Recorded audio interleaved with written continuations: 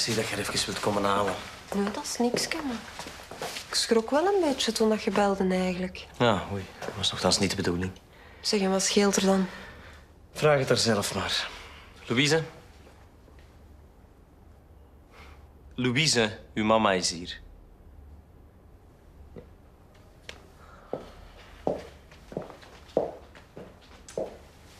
Dag, schatje.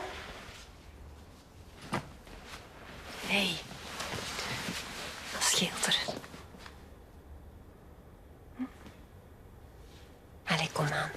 Tegen mij kun je dat toch vertellen. Er valt niks te vertellen. Ik haat papa en ik haat June. Dat zijn nu wel heel zware woorden hè, dat je daar gebruikt. Als je zegt dat je iemand haat, dan moet er echt al wel iets heel erg gebeurd zijn. Allee, kom, probeer het eens uit te leggen. En toch, uw mama, tegen mij kunnen dat toch zeggen. Het is altijd maar warren en nog eens warren.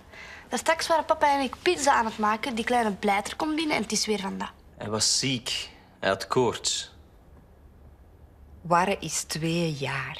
Dat is toch normaal dat je iets meer aandacht nodig heeft. Ja, maar alles draait hier echt om die kleine, hè? We kunnen niet eens op reis gaan. Een dagje naar de zee lukt zelfs niet. En als ik wil dat ze mijn les overhoren, dan gaat dat niet, want dan zijn ze met warren bezig. Schat, papa en June hebben nu 2 kinderen om voor te zorgen. En ze proberen dat gewoon heel goed te doen. En daarbij, dat is toch maar tijdelijk.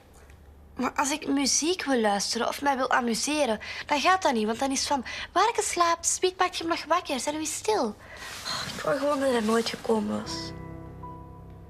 Papa en June die doen gewoon heel hard hun best. En misschien, hè, misschien denkt je er morgen wel helemaal anders over. Denk je? Ik wil papa en June gewoon nooit meer zien.